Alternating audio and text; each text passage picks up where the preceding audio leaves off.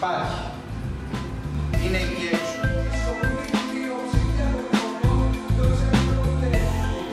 Ο Σπορθάρος. Όχι. Αυτό είναι άγνωστο ποιος είναι ο πατέρας.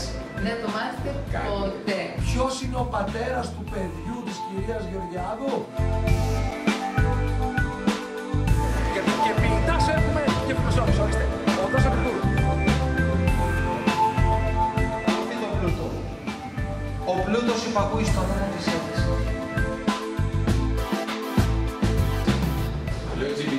Γιατί είναι πάρα πολύ σημαντικό όλοι οι υπουργοί. Να κάνετε γιόγκα. Γίνεται λόγος για οικονομική κρίση. Δεν υπάρχει οικονομική κρίση. Δεν υπάρχει οικονομική κρίση. Κάτι και γύρω να τους κοιτάξεις τι πάθανε αυτοί και φεύγετε. Πάμε παιδιά, ελάτε παρακαλώ. Πάμε να το κάνουμε. Εκεί, Βασιού. Εύκολος κύριε, εύκολος. Ένα δεύτερο. Και στην person του κόσμου μας τα παρέχει όλα σε αυτονία. Αρκεί να το ζητήσουμε. Έχουμε όμως το θάρρος να το ζητήσουμε. Είμαι εκλεκτή.